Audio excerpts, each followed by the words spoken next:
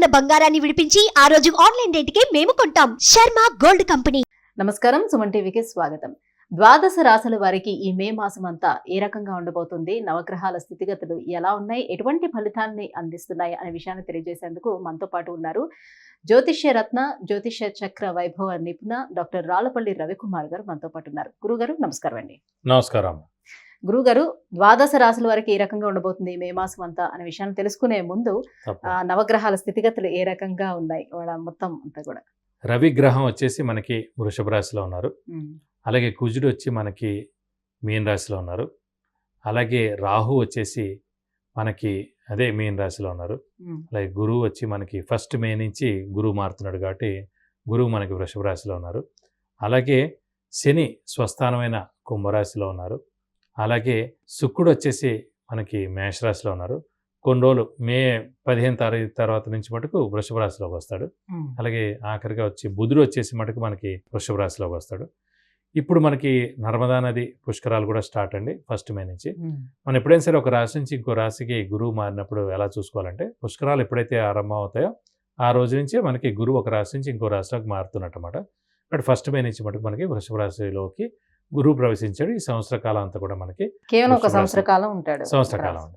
అందుకే 12 రాసులు కాబట్టి 12 ఒక్కొక్క సంవత్సరం కలిపితే పుష్కర కాలం అంటారు మనం. సో అందుకే 12 సంవత్సరాలకి పుష్కరం అంటారు. గురుగారు, ఇప్పుడు కర్కాటక రాశి వారికి ఈ మే నెల అంతా ఏ రకంగా ఉండబోతుంది? వాళ్ళకి గ్రహాలు ఏ రకంగా అనుకూలిస్తున్నాయి? కర్కాటక రాశి అనగానే మనకి పునర్వసు 4వ పాదం, పుష్యమి 4 పాదాలు, ఆశ్లేష 4 పాదాలు. ఈ రాశి వారికి ప్రస్తుతం గురుబలం పరిపూర్ణంగా ఉంది. అలాగే రాహుకేతుల బలం కూడా బాగుంది. ఎందుకంటే తృతీయ స్థానంలో కేతు, మనకి భాగ్యస్థానంలో రాహు చాలా బాగున్నారు. అలాగే గురువు కూడా మనకి లాభస్థానంలో ఉన్నాడు. ఎందుకంటే గురు బలం అంటే సాధారణంగా 2, 5, 7, 9, 11 స్థానాలు. ఆ స్థానాల్లో ఉంటే కనుక సంవత్సరం కాలం పాటు గురుబలం ఉన్నట్టు, దైవబలం ఉన్నట్టు, దైవానుగ్రహం ఉన్నట్టు. సో ఎలాంటి శుభకార్యాలైనా ఖచ్చితంగా ఆ సమయంలో జరుగుతాయి. మనకి లాభస్థానం అంటే లాభం చేకూర్చే స్థానాన్ని లాభస్థానం అంటారు. ముహూర్త భాగంలో తీసుకుని మనకి లాభస్థానంలో ఎక్కువ గ్రహాలు ఉండేటట్టు చూసుకుంటాం. ఎందుకంటే లాభం ఎక్కువగా ఉండాలని. ఇప్పుడు సాధారణంగా ఎవరి జాతీయరీత్యా అయితే లాభస్థానంలో ఎక్కువ గ్రహాలు ఉంటాయి వారికి 4 రకాల అంటే 4 గ్రహాలు ఉన్నాయంటే 4 రకాల సోర్సెస్ ఆఫ్ ఇన్కమ్ ఉంటుందని. 3 ఉంటే 3 రకాలని, 2 ఉంటే 2 అని. కాబట్టి లాభస్థానంలో ఎక్కువ గ్రహాలు ఉండడం మంచిది. అలాంటి లాభస్థానంలోనే ఈ సంవత్సర కాలం పాటు కర్కాటక రాశి వారికి గురువు ఉంటాడు కాబట్టి గురువు ధనకారకుడు, గురువు విద్యాకి కారకుడు, అలాగే అన్ని శుభాలకి కారకుడు అయిన గురువు అక్కడ లాభంలో ఉన్నాడు కాబట్టి సకల శుభాలు ఈ సంవత్సర కాలం మీకు జరుగుతాయని చెప్పుకోవాలి. ముఖ్యంగా నిరుద్యోగులకు ఉద్యోగం రావడం, ఉద్యోగస్తులకు ప్రమోషన్స్, అలాగే వాళ్ళ బాస్ నుంచి మన్నన, మంచి నేమ్ అండ్ ఫేమ్, అలాగే ఫారెన్ టూర్ విజిట్స్, అసైన్మెంట్స్ రావడం, అలాగే అవివాహితుల వివాహం అవడం, సంతానం లేని వారి సంతానం కలగడం, ఇవన్నీ కూడా జరిగేందుకు అవకాశాలు చాలా ఎక్కువగానే చెప్పుకోవాలండి. అలాగే ఈ రాశి వారికి యొక్క అష్టమ శని మటుకు నడుస్తుంది. ఇంకొక సంవత్సర కాలం ఉందండి. సాధారణంగా అన్ని గ్రహాలకి శత్రువులు ఉంటారండి. కానీ కర్కాటక రాశి అధిపతి చంద్రుడయ్యాడు. ఆ చంద్రుడికి మటుకు ఎవరు శత్రువులు ఉండరు. సో శత్రువులు ఎవరు లేరు కాబట్టి వీరు మిశ్రమంగానే ఉంటుంది. అంటే అష్టమ శని నడుస్తున్నా కూడా మిశ్రమంగానే ఉంటుంది, కానీ ఎక్కువ నష్టాన్ని అయితే చేకూర్చడనే చెప్పాలి. సో అలాగే వీరికి మటుకు అష్టమ శని నడుస్తుంది కాబట్టి స్థానచలనం ఉంటుంది. స్థానచలనం అంటే ఇల్లు మార్పు కానీ, ఉద్యోగ మార్పు కానీ, అంటే ట్రాన్స్ఫర్ అవడం కానీ, ఇవన్నీ కూడా జరిగేందుకు అవకాశాలు ఎక్కువగా ఉన్నాయన్నమాట. కాబట్టి అలాగే ఇంట్లో పెద్దవాళ్ళు, చిన్నపిల్లలు ఆరోగ్య విషయంలో కూడా కొంచెం మనం జాగ్రత్త వహించాలి. ఎందుకంటే అష్టమ శని నడుస్తుంది కాబట్టి ఏదో ఒక ఇంపాక్ట్ ఫ్యామిలీలో ఉంటుందండి. అది మీకైనా అవ్వచ్చు, లేదంటే మీ పేరెంట్స్ కానివ్వండి, లేకపోతే మీ వైఫ్ కానివ్వండి, లేకపోతే మీ పిల్లలు కానీ, అంటే ఇంట్లో ఎవరైతే ఉంటారో వారికి కొంచెం అనారోగ్య అవకాశాలు ఉండేందుకు అవకాశాలు ఉన్నాయి. అలాగే మీ సిస్టర్స్ ఉన్నా కూడా, ఎందుకంటే చంద్రుడు సిస్టర్ కూడా కారకుడు కాబట్టి కర్కాటక రాశి వారికి అష్టమ శని నడుస్తుంది కాబట్టి మీ పెద్ద సిస్టర్ కానీ, చిన్న సిస్టర్ కానీ కూడా వాళ్ళ ఇంట్లో కూడా ఏదైనా చిన్న ఇబ్బంది ఈ సంవత్సరం కాలం పాటు కూడా ఉండేందుకు అవకాశాలు ఎక్కువగా ఉన్నాయి. అలాగే ముఖ్యంగా అష్టమ శని నడుస్తున్నందుకు స్థానచలనం అంటే ఉద్యోగ మార్పు, ఇల్లు మార్పు అని అనుకున్నాం.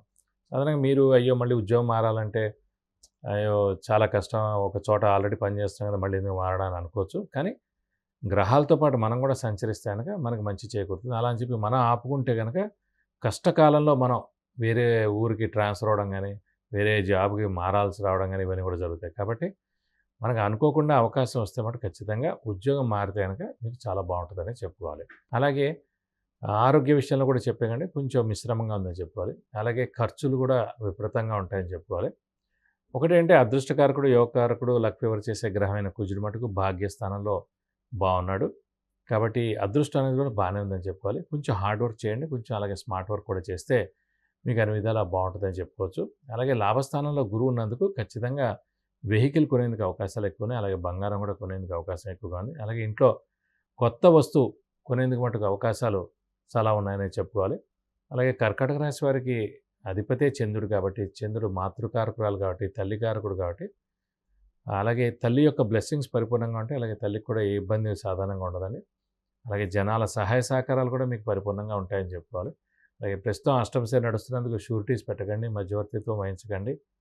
అలాగే ఏదైనా ఒప్పందాలు చేసుకున్నా కూడా ఇది సరైన సమయాన్ని చెప్పుకోవాలి. అలాగే ఈ రాశి వారికి ముఖ్యంగా ఉద్యోగస్తులు మటుకు స్థానచలనంతో పాటు వారికి అభివృద్ధి కూడా ఖచ్చితంగా ఉంటుందని చెప్పుకోవచ్చు. గురుగారు, మరి వీళ్ళకి విద్యార్థుల విషయానికి వస్తే వాళ్ళకి ఎలా ఉండబోతుంది ఈ మాసం అంతా కూడా? విద్యార్థులకి సువర్ణావకాశం అని చెప్పుకోవచ్చు. ఎందుకంటే గురువు అనే గ్రహం వచ్చేసి మనకి లాభస్థానంలో చాలా బాగున్నాడు కాబట్టి, గురువు విద్యకు కూడా కారకుడు, గురువు జ్ఞానానికి కూడా కారకుడు కాబట్టి అనుకున్న సీట్ సంపాదించడం, ర్యాంక్ రావడం, మంచి యూనివర్సిటీస్లో ర్యాంక్ రావడం ద్వారా అడ్మిషన్ కూడా అవుతుంది. అలాగే ఫారెన్ యూనివర్సిటీస్ కూడా మీరు ట్రై చేస్తే కూడా ఇది సరైన సమయం. ఎందుకంటే ముఖ్యంగా కర్కాటక రాశి వారికి ఫారెన్ అని ఎందుకు అంటే ఖచ్చితంగా కర్కాటక రాశి వారికి స్థానచలనం ఉంది. ఈ స్థానచలనం అనేది ఫారెన్కి ఉపయోగపడుతుందని చెప్పుకోవచ్చు. అలాగే విద్యార్థులకు ఖచ్చితంగా మంచి ర్యాంక్ సీట్ కూడా ఫారెన్లో రావడం ద్వారా వీరికి స్థానచలనం కూడా అవుతుంది. ఖచ్చితంగా విద్యార్థులకు సువర్ణ అవకాశం అనే చెప్పాలి. ఇక వివాహం కాని వారికి ఈ సంవత్సరం వివాహం అయ్యే అవకాశం ఈ మాసంలో ఏమైనా ఉంటుందా వాళ్ళకి? తప్పకుండా అండి. అంటే ఈ మాసంలో అంటే సాధారణంగా ఇప్పుడు మనకి 1 మే నుంచి మనకి జూలై దాకా కూడా మూఢమే ఉంది. సో ఎవరికైనా సరే ఇంకా ఆగస్టు ఫస్ట్ వీక్ నుంచే ఉన్నాయి ముహూర్తాలు కూడా. సో ఈ 3 నెలలు మనకి లేనట్టే అనుకోవాలి. సో కుదరడం కానీ, పెళ్లి చూపులు కానీ, లేదంటే ఓకే చేసుకోవడం కానీ, ఇలాంటివి ఏమైనా సరే ఇప్పుడు మటుకు సరైన సమయం చెప్పచ్చు. లేదంటే మనకి సరైన ప్రొఫైల్ ఇప్పుడు వస్తుంది. అంటే 1 మే నుంచే మనకి గురుబలం స్టార్ట్ అవుతుంది కాబట్టి, లాభస్థానంలో గురువు వచ్చాడు కాబట్టి మనకి మంచి ప్రొఫైల్ రావడం, మంచి అమ్మాయి మనకి దొరకడం, సో ఈ సంబంధం మనకి ఓకే అవుతుంది అని అనిపించడం, కొంచెం మాటలు మాట్లాడడం, ఇవన్నీ కూడా మనకి మే నెలలో అవుతుందని చెప్పుకోవచ్చు. కాబట్టి వివాహం అంటే ఖచ్చితంగా కుదిరేందుకు అవకాశాలు ఎక్కువగా ఉన్నాయి. గురుగారు, మరి వీళ్ళకి మరింత యోగ్యదాయకంగా ఉండాలి ఈ మాసం అంతా అంటే ఎటువంటి పరిహారాన్ని పాటించాలి? ఏ దైవారాధన చేసుకోవాల్సి ఉంటుంది? ఖచ్చితంగా అష్టమ శని నడుస్తుంది కాబట్టి శనికే మనం పరిహారాలు చేసుకోవాలండి. సో ప్రతి శనివారం ఉపవాసం ఉండడం, అంటే ఈ సంవత్సర కాలం అంతా ఇంకా ఒక సంవత్సర కాలం ఉంది కాబట్టి ప్రతి శనివారం ఫిక్స్డ్గా మనం ఉపవాసం ఉండడం, అలాగే ఆంజనేయ స్వామిని మనం శివుణ్ణి ఎక్కువగా పూజించడం, అలాగే వెంకటేశ్వర స్వామిని, అంటే శివుని కానీ వెంకటేశ్వర స్వామిని కానీ ఆంజనేయ స్వామి కానీ ఎక్కువగా పూజిస్తే శని ఎక్కువగా బాధించడండి. కాబట్టి అందు గురించి మనం వారిని ఎక్కువగా పూజించాలి. వీలైతే కనుక శివుడి అష్టోత్తరం రోజు చదువుకోవడం, అలాగే ఆంజనేయ స్వామి అష్టోత్తరం చదువుకోవడం, అలాగే వెంకటేశ్వర స్వామి అష్టోత్తరం చదువుకోవడం ద్వారా, అలాగే వెంకటేశ్వర స్వామి టెంపుల్కి వెళ్ళి 40 ప్రదక్షిణాలు, ఆంజనేయ స్వామి టెంపుల్కి వెళ్ళి 40 ప్రదక్షిణాలు, శివుని టెంపుల్కి వెళ్ళి 40 ప్రదక్షిణాలు చేస్తే అనుకో దోషం మొత్తం తొలగిపోతుంది. వీలైతే ఒక శనివారం రోజు రక్తదానం చేయాలండి. రక్తదానం చేయడం ద్వారా కూడా ఎలాంటి దోషాలన్నా కూడా తొలగిపోతాయి.